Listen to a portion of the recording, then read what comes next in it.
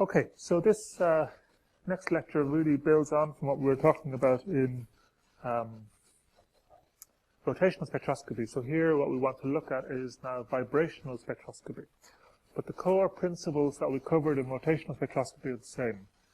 Energy is quantized in states, and transition between those states, so between those energy levels, lead to spectroscopic signals that we are able to take out, interpret, and use to give us information about molecules.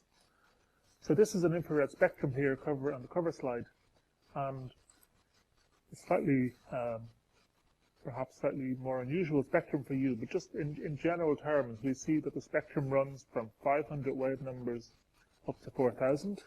All right, so if you remember in microwave spectra, there was about 10 wave numbers to about 100 wave numbers. Okay, so this now is a much higher amount of energy in terms of transitions we're talking about. And we see lots of peaks here. So here's a peak for CO2 at about 600 and a peak at about 2300. There's lots of water peaks here, carbon monoxide, carbon dioxide, and so on. And you have probably seen already infrared spectra, and I'll show you a more traditional infrared spectrum later on. But this one has a lot of what we call resolution. In other words, we're not just seeing sort of an overall summary of lots of transitions happening, but we're actually seeing all the individual transitions that are happening. And I'll explain that at the end of the next lecture. Okay, so what we want to do now is get a sense of, well, what is underpinning vibrational spectroscopy, and as always, how can we use what we know from those underpinnings to find out structural information about the molecule. So in our big scheme of things, we've spent the last lecture looking at rotational spectra. So we were looking at transitions between rotational levels within one vibrational level, the V is equal to 0 vibrational level. And now we're going up an energy dimension or an energy scale and looking at transitions between one vibrational level and another. And all of these are happening within one electronic state. So if we think back to our MO diagram of some diatomic molecule and think about one of the energy levels of the molecular orbitals, what we are doing is looking within one of those molecular orbitals and saying what rotational transitions are happening, and now what vibrational transitions are happening. And then the end of the sequence is, of course, electronic transitions, moving from one orbital to a completely different orbital. All right, so at its very basic, we can think about a chemical bond with two masses on the end as being a spring. All right, and this already moves us on from our considerations in rotational spectroscopy, whereas you remember we talked about a rigid bond. In other words, we didn't consider vibration at all, and that's an approximation that you'll address next year. For vibrational spectroscopy, we're thinking about a bond, and essentially we think about the attraction and repulsion in this bond, and it can be approximated by two masses at the end of a spring. And as this spring is stretched out and pushed in, it will deviate from what's called an equilibrium position. In other words, there will be a position where the energy of the spring is at its lowest, and as we push the atoms together or pull them apart, we are deviating from that energy minimum. So this, in sort of classical terms, this means that we will be able to map the energy based on how far apart we pull the spring and how close together we pull it. Because as we pull the spring apart, we are building up the potential energy in the spring. As we pull that spring apart, it's storing up all this energy that all it wants to do is pull the atoms back together again. And similarly, as we compress the spring, as we push the spring, the two atoms closer together, well, the spring is building up energy so that it just wants to push back out again to restore back to the equilibrium position. In chemistry terms, or in thinking about this from a chemical point of view, of course, this spring, this oscillation in and out, is the combination of attractive and repulsive forces between the two atoms. But in general terms, we can define some deviation from the equilibrium position as x, depending on x will be positive or negative, depending on whether we're pulling out or pressing in the spring. So we can map that by what's known as the harmonic oscillator. So we said there will be some equilibrium position for the spring. There will be some distance where potential energy is at its lowest. And in chemistry terms, this is the bond length. This is the equilibrium bond length. And as we push the spring, push the two balls in the spring closer together, in other words, compress the spring, but we're building up the amount of energy being stored in the spring by virtue of that pushing together, so that if the potential energy of the spring is increasing and all it wants to do is use that energy to push back out again. So as we push the spring together, potential energy will increase, gets more and more, higher and higher as we press the spring. And obviously, as we pull it apart, we're also now in this, by virtue of pulling it apart, also building up potential energy in the spring, and that potential energy will be used to pull it back in again to the equilibrium position.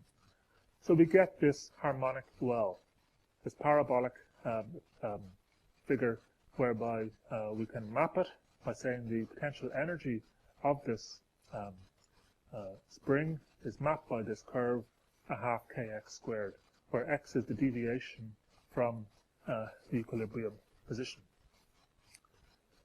In this sort of mechanical system, where we are dealing with balls and a spring, we can see here the equilibrium energy is 0. That will not be the case when we think about atoms and when we use quantum theory to derive this. So just be a little bit careful that this energy here in this spring setup is the minimum is 0. It is not 0, as you'll see in a moment when we're talking about atoms in a bond. Okay, so we want to now think about frequency, because if you remember, we talked last time about electromagnetic radiation and a sense of the extent of energy of electromagnetic radiation by thinking about the frequency, how often the wave crest passes through a particular point. So we can define frequency nu, or better still, frequency in wave numbers as nu over c, from this expression. Okay, and it will relate to two things. It will relate to the force constant. In other words, how hard is it to pull apart or to press in this spring? So a very stiff spring will have a very high force constant. And again, if you think you can map that onto chemistry, a very strong bond will have a very high force constant. And it will depend on the masses of the spring. Obviously, the frequency, the heavier these atoms are, the lower the frequency, the harder it will be for those atoms to vibrate through space. So the larger our mass, and here again we use a reduced mass to combine the two mass terms into one. So this is the same reduced mass we met the last lecture, m1 times m2 over m1 plus m2. So we can see here the frequency, what we will come in a while to see, is our spectroscopic transition is equal to 1 over 2 pi times the square root of the force constant divided by the reduced mass. And this will give us, because we have our bar here over the nu, in other words, we divided the frequency in hertz by the speed of light. So here, frequency in hertz or per second divided by centimeters per second gives us units centimeters to the minus 1. So this expression really is the frequency of oscillation for a system that is acting like a harmonic oscillator. So at first approximation in vibrational spectroscopy, this is the model that we can use. So in spectroscopy, what do we want to do? Well, remember, the key things are, we want to formulate the expression for the energy levels of our system. So the last time we looked at energy levels of the rotational energy levels. Now we want vibrational energy levels and calculate the energy difference. The energy difference between two vibrational levels is the vibrational transition. Okay, so just keep saying that to yourself again and again. It's such a common mistake. We have energy levels. Okay, so I go from one energy level to another. Spectroscopy will tell me the transition between the two of those, the difference between those two energy levels. So the energy difference is the photon energy absorption and emission transitions. That's what we see in our spectrum. So in this spectrum here are lots and lots of transitions. So this is obviously a complicated molecule with lots and lots of possibilities. So we will see lots and lots of individual transitions, all corresponding to some particular vibration. And as you mentioned, there are quantum mechanical rules that govern whether or not transitions are allowed. And really the most important consideration is, again, the gross selection rule of dipole moment. Excuse me. So if we think about our molecule, okay, so this might be, for example, a polar molecule, as that spring length, the bond length reduces, well, the dipole moment obviously will reduce, and as we pull that bond apart, the dipole moment is going to increase. So here we can see that as this bond is vibrating in and out, if I look at that, the extent of that dipole along the negative z-axis, in other words, to the left here, so if I look at the extent of the dipole moment along this axis, well, obviously that is going to increase and decrease in wave-like manner, and that will happen at a frequency that matches the infrared frequency, so that's why vibrational transitions absorb infrared light. They happen in that region, 500 to 4,000 wave numbers. That's the wave, that corresponds to the wavelength of vibration. So this polar molecule will show a transition in the infrared spectrum. If you have a homonuclear molecule, so for example N2 or H2, well, there's no dipole moment, so therefore vibrations are not going to lead to a change in dipole moment, so therefore we will not see these molecules in the infrared spectrum. So the diatomic molecule must have a permanent dipole moment. Therefore, logically, only heteronuclear diatomic molecules, HCl, HBr, ICl, whatever, all of those, CO, all of those will have peaks in the infrared spectrum, but diatomic molecules like N2, H2, Cl2, whatever, will not.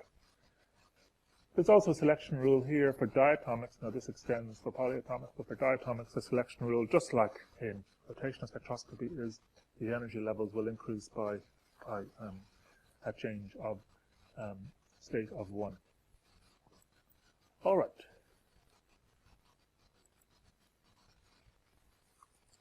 The other thing, before we get on to actually think about transitions, is to just remind ourselves about populations of energy levels. Now, in rotational spectroscopy, we saw that upper rotational levels were very highly populated.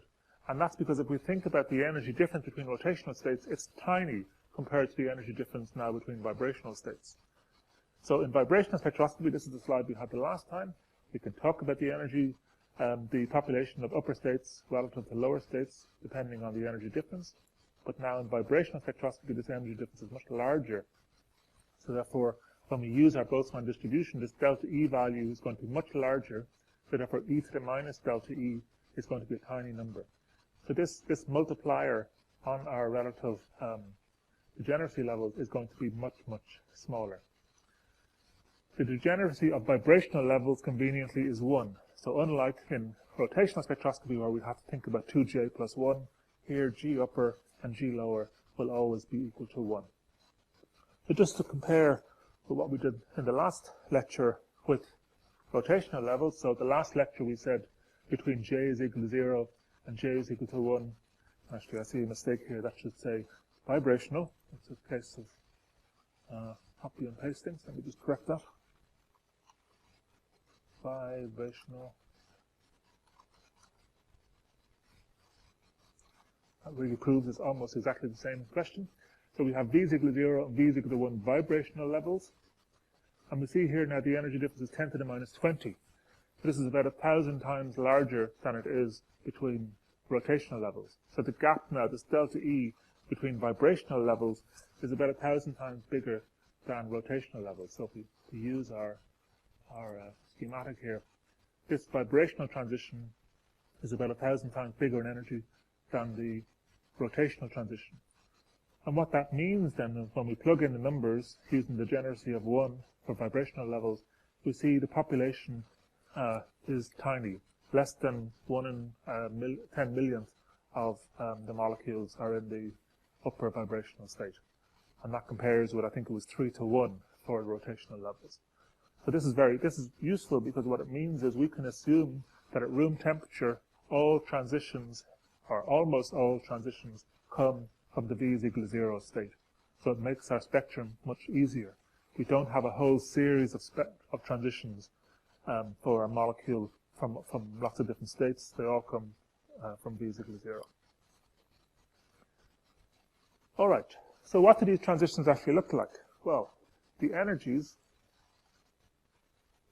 are again derived from quantum chemistry, quantum theory, and we can see here that while the classical model had a half kx squared, here we see the quantum model spits out an energy of vibrational states being the vibrational quantum number, V, plus a half upon h nu, the energy of the Planck's constant and the energy of the frequency. Sorry, the frequency value. So that means then that the lowest vibrational level, V, will have an energy. Okay, when V is equal to 0, the energy at the lowest vibrational level is not 0. Okay, and this is called the 0-point energy. And if you think of a molecule that's not vibrating, that molecule will still have some energy because there will be still some balance between the attractive and repulsive forces. So even though that balance isn't leading to a vibration, there is still some energy within the molecule. That's called a 0-point energy. And that's a very important concept in chemistry in later years. So what we can see now is because we said delta V must be equal to +1, so then we've got all these transitions, and we can see, unlike rotational spectroscopy, this is much easier. All of these transitions are the same value. So it's not like they're increasing by 2B each time in rotational spectroscopy. They're all the same value. And this is important because that means in vibrational spectroscopy, for one vibration mode, we see one transition. Whereas in rotational spectroscopy, we saw for one type of rotation, we saw lots and lots of peaks.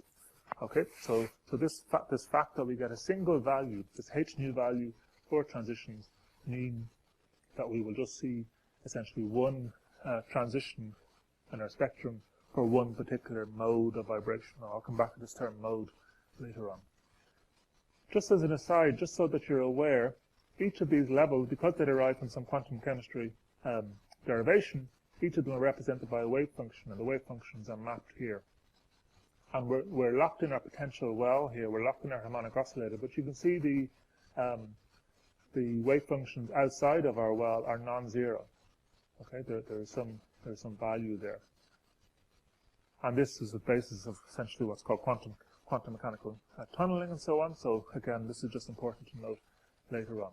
It's important to note that when we describe these, when we draw these lines here, what we're really doing is representing a particular energy state which will have its own corresponding wave function. All right, so what we're interested in, of course, in spectroscopy is spectroscopic transitions. How do we get spectroscopic transitions? We get spectroscopic transitions by saying the difference from one energy level minus the difference from the other. All right, so G, the term value for energy of vibrational transitions, V for the vibrational level we're talking about. We said that that's equal to V plus a half times nu bar. Okay, so nu bar is just equal to the spectroscopic transition in wave numbers. Okay, so divide by hc. So this gives us a because we can relate this to our harmonic oscillator, this gives us a way of quantifying the vibrational transition. So this nu bar here, with the bar emphasizing that it's in wave numbers, is essentially the spectroscopic transition. Just like we had nu bar in our rotational spectra, where we said nu bar there was 2b upon j plus 1. So that means that a transition will be the energy of one level minus the energy of the other. And because delta V here is plus 1 or minus 1, that means these can be 1 apart.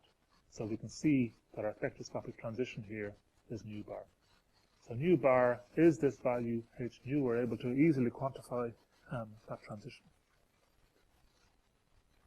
So let's just put this in perspective, because really it becomes quite easy. So we're able to say that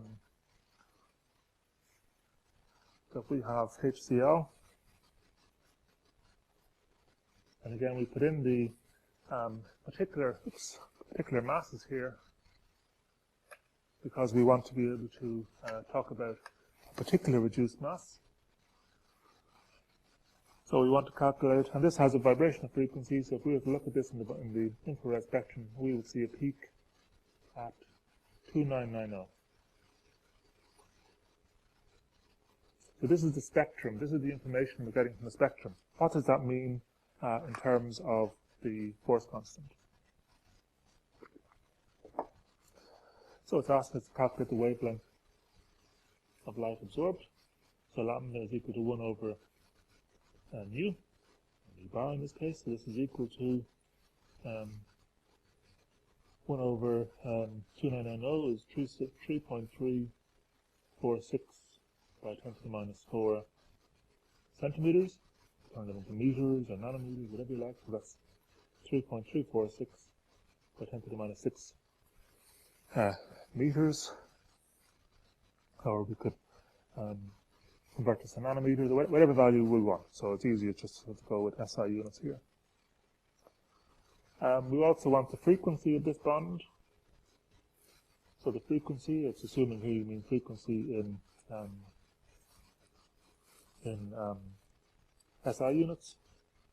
All right, so we know that this is essentially the frequency in wave numbers. So that's 3 by, what do we say? We say 3 by 10 to the power of 10 centimeters per second.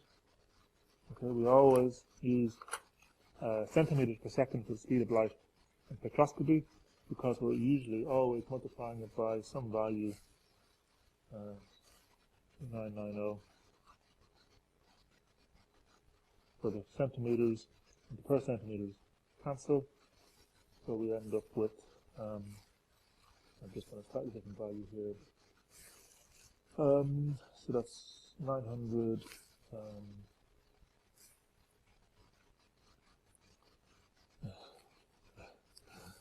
what have I done wrong? Yeah, so 8967.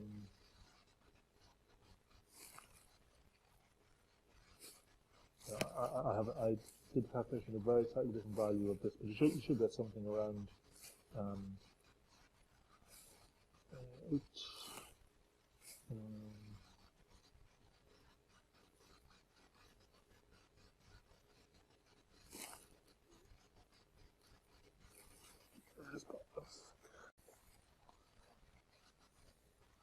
Alright, do my calculations, so 8,970.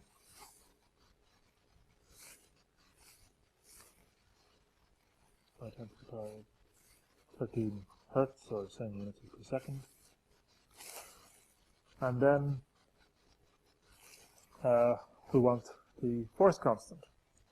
So we know that the expression relating frequency to force constant, according to the harmonic oscillator, is 1 over 2 pi c times force constant over the reduced mass.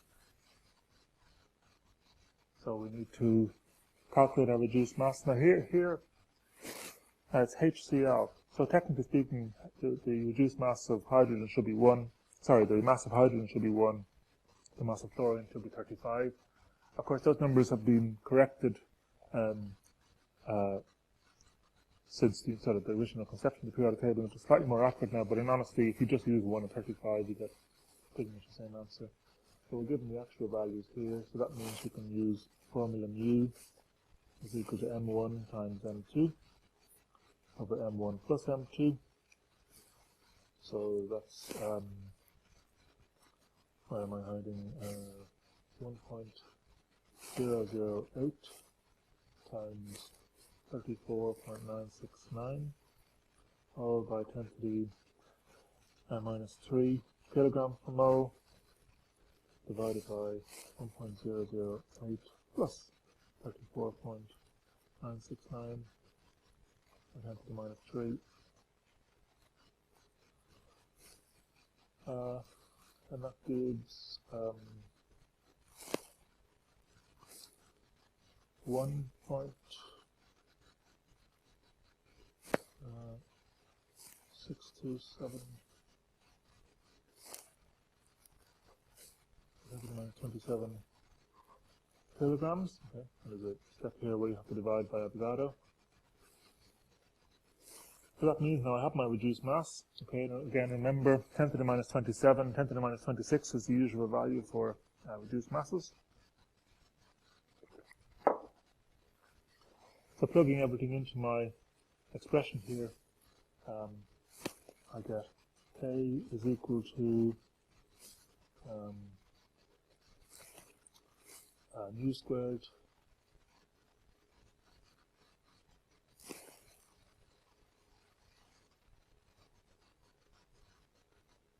sorry, 2 pi mu bar squared, I see mu bar squared, times mu.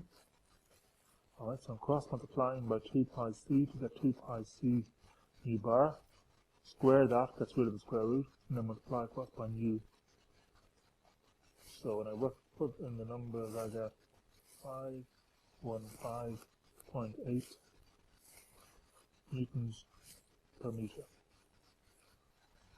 Alright, and remember hidden in here is C of 3 by 10 to the power of 10 centimeters per second. Okay.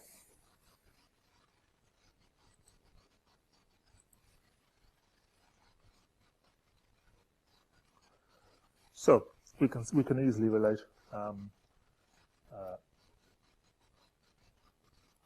our vibrational frequency that we see in the spectrum with the force constant. And again, this is giving us information about the molecule. This is giving us a sense of, well, how stiff is this spring? How strong is this bond? So we're able to start getting insight into molecular structure.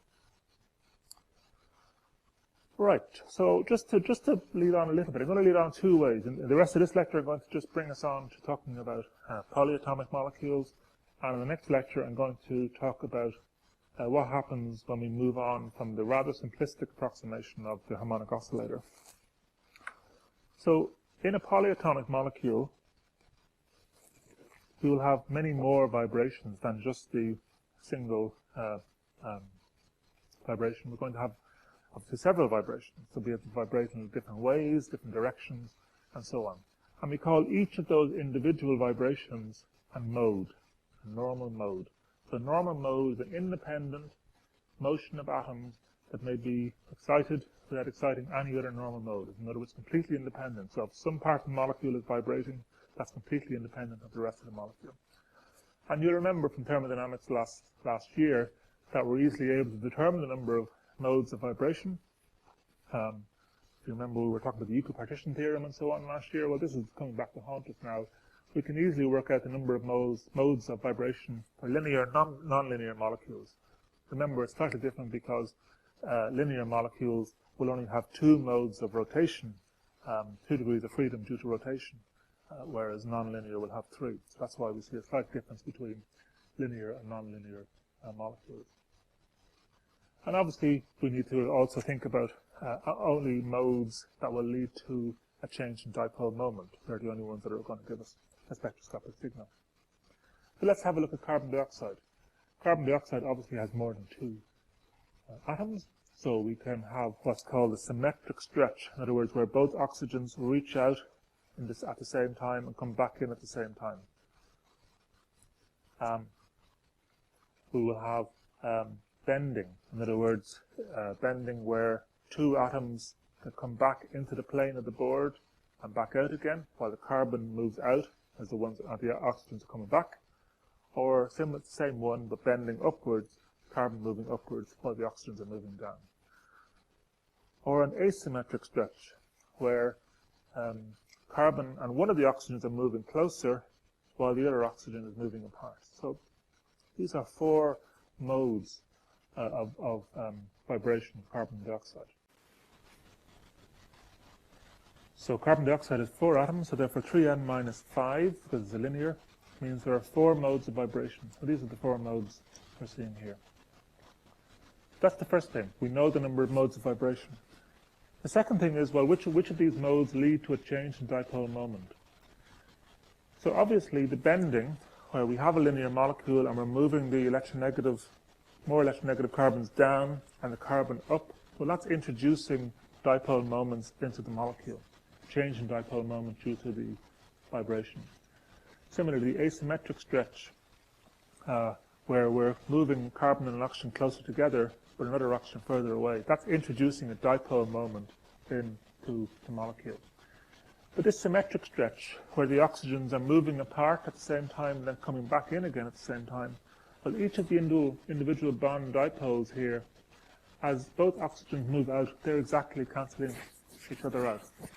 So this symmetric stretch is not infrared active because the vibration does not lead to a change in dipole moment. All right, so now we have 3 infrared active modes out of the 4 possible modes. And finally, 2 of these will be exactly the same. The bending of the molecule out away from the plane of the board, and the bending of the molecule up and down towards the floor will have exactly the same energy. There's no difference between these two, just rotated by 90 degrees. So both of those will appear at the same value. And then we have the other modes. So when we look at carbon dioxide, we see 2 peaks. The first peak is due to the bending. Okay, bending is usually a little bit lower in energy than stretching. And then we see the much larger peak here due to this asymmetric stretch. So we're able to take this from a theoretical point of view, working out a number of modes, thinking about whether or not they're infrared active, looking at which values are degenerate, in other words, have the same energy, and then mapping that onto the spectrum that we see. So here's CO2 represented in a slightly different way. So we have our 4 modes, two stretching modes, one of which is asymmetric, so not leading to a change in dipole, one of which is symmetric, so it is. So there's a value here associated with this, but we don't see it. Okay, we can work out that value from the force constant, but that doesn't mean we see it in the spectrum. And then 2 degenerate bending modes, both of the molecule moving both ways. Let's have a look at that on ChemTube 3D.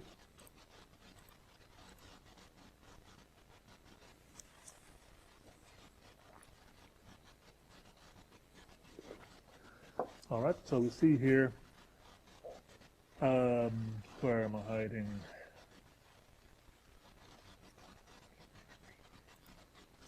Okay.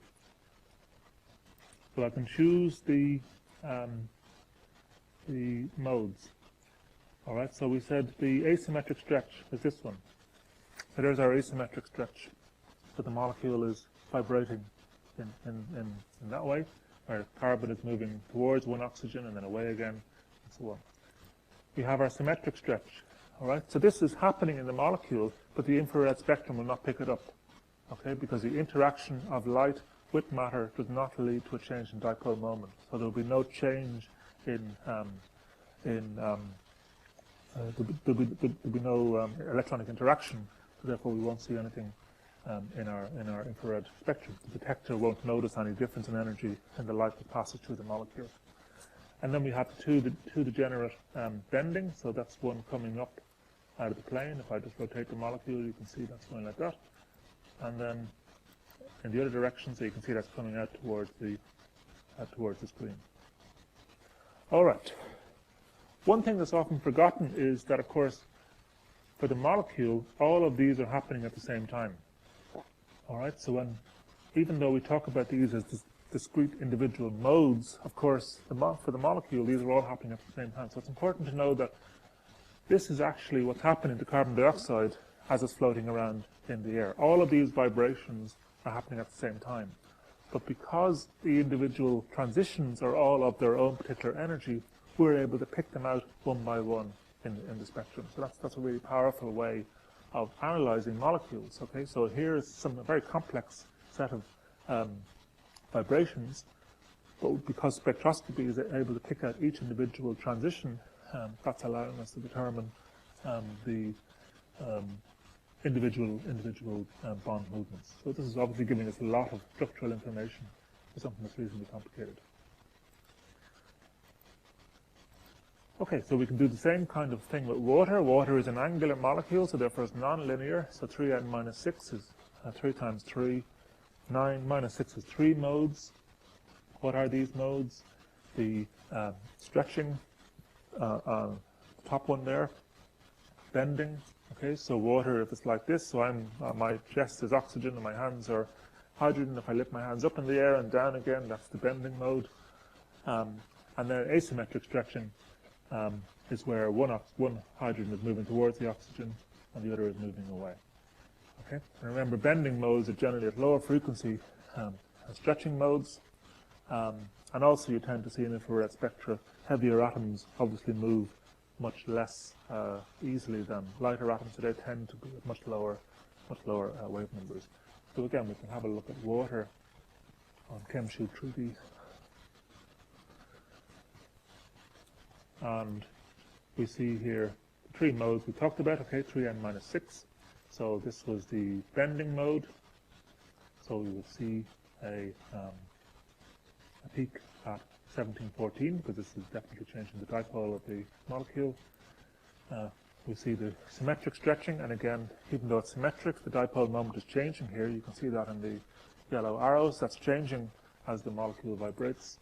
And finally, the asymmetric stretching, and of course, that is also changing the dipole moment as it vibrates. So we're going to see three peaks for water at 3851, a very common position for the OH vibration. 3730, similarly, and 1711, this bending peak.